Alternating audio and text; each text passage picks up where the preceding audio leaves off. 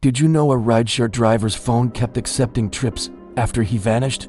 This is a fictionalized account, inspired by patterns found in real missing person cases. It is a story that will make you think twice before getting into a car with a stranger, or even being the driver yourself. It all started in Chicago. A 29-year-old man named Evan Myrick went missing, and for 2 straight nights after he disappeared, his rideshare account kept picking up passengers. The date was October 14, 2022. Evan was working his usual late-night shift, driving his silver Camry. He had this little quirk in his car, a cracked dashboard screen that always flickered, kind of like it was breathing in the dark. It was one of those details you'd only notice if you were paying close attention, a small imperfection in an otherwise ordinary night. Evan was a pretty typical guy. He was saving up to open a small coffee shop with his girlfriend, Maya. He worked the late shift because the tips were better, and he didn't mind the quiet streets. He'd seen his fair share of strange things driving around the city after midnight, people who'd had too much to drink, arguments that spilled out of bars, the lonely figures walking home under the orange glow of the streetlights. But he'd always felt safe. He knew the city like the back of his hand. That night, everything was normal until his final confirmed trip. The request came in at 2:11 a.m.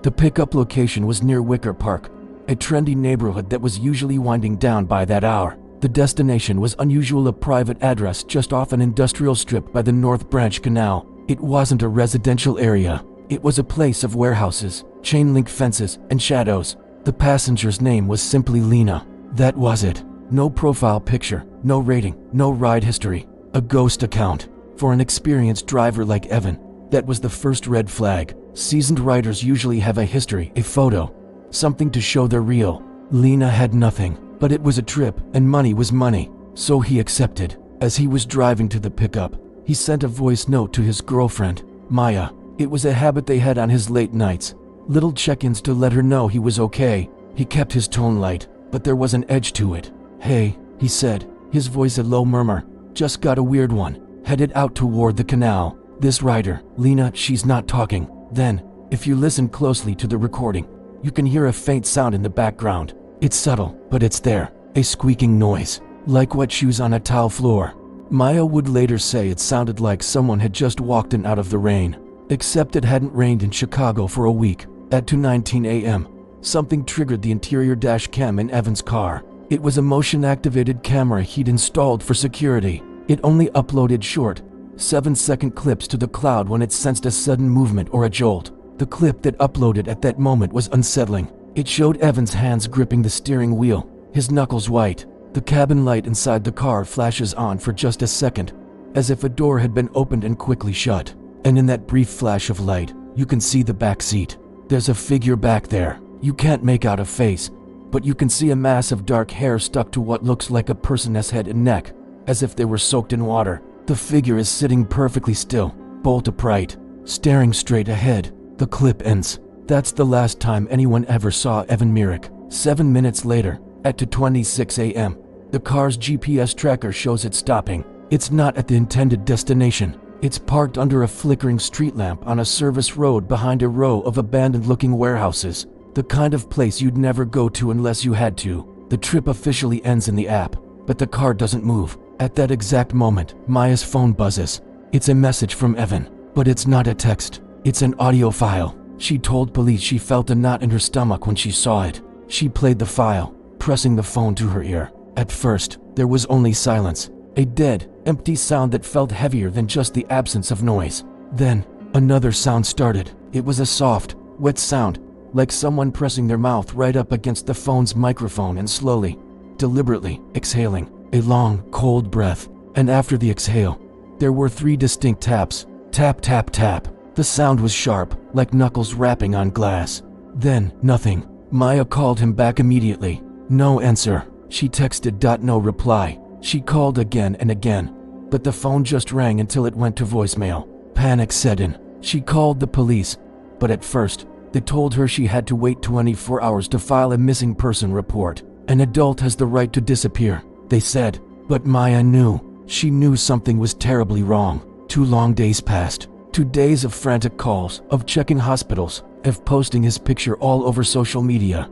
Then, the police found his car. It was in a pay-to-park lot near Goose Island, miles from where the trip had ended. The silver Camry was just sitting there, unassuming. The doors were unlocked. Evan's wallet and phone were gone. The keys were in the ignition. Investigators combed through the car. There was no blood, no signs of a struggle. Nothing was broken. It was almost perfectly clean. But there were two things that were out of place. First, the back seat was damp. Not wet, like a spilled drink. It was a strange, uniform dampness across the entire seat cushion, as if something cold and wet had been sitting there for a very, very long time. And second, there was the smell. It wasn't alcohol or cigarettes. It was a smell the lead detective described as river weeds and cold metal. It was the smell of the canal. And now, we get to the part that nobody can explain. Evan was missing. His car was found, but his rideshare account was still active. On the night of October 15th, the day after he vanished, his account accepted a ride at 1:50 a.m.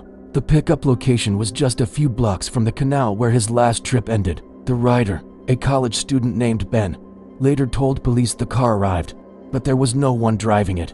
He said he stood on the curb, confused, thinking it was a glitch. The app showed the driver was there. The car was there, engine running, but the driver's seat was empty. He waited a minute, got spooked, and canceled the ride. The next night, October 16th, it happened again. At 2:30 a.m., Evan's account accepted another trip, again starting near the canal. This time, the passenger, a woman getting off her shift at a bar, actually got into the car. She told investigators she was tired and didn't notice at first that the driver's seat was empty. It was dark, and she just assumed the driver was reclined or short. She sat down, and the car just sat there. She said, "Hello," but no one answered. That's when she noticed it. Fresh, wet footprints on the black upholstery of the back seat. They were small, bare footprints, as if a child or a small person had stood on the seat after walking through water. The woman got out of the car and canceled the ride, leaving a comment in the app. Driver never spoke. Kept looking at the rearview mirror like someone was behind me. But there was no driver. After that second incident, the rideshare company finally froze Evan's account. The profile for Lena was investigated, but it was a dead end. It was like the account never existed in the first place. No payment information, no email, no phone number. It was a digital ghost. Evan Myrick was never found. His phone and wallet were never recovered. The police dragged the canal but found nothing. It's as if he, his last passenger, and the truth of what happened that night were all swallowed by the dark water. The only things left behind are a few seconds of grainy footage, a silent audio file with 3 strange taps, and the impossible story of a ghost in the machine, a rideshare driver who kept working, even after he was gone. This story unfolded in Chicago, but every city has its own dark legends and unexplained events. Where are you from? Comment your country or city, and I'll find its darkest, most mysterious legend for a future video. Thanks for watching.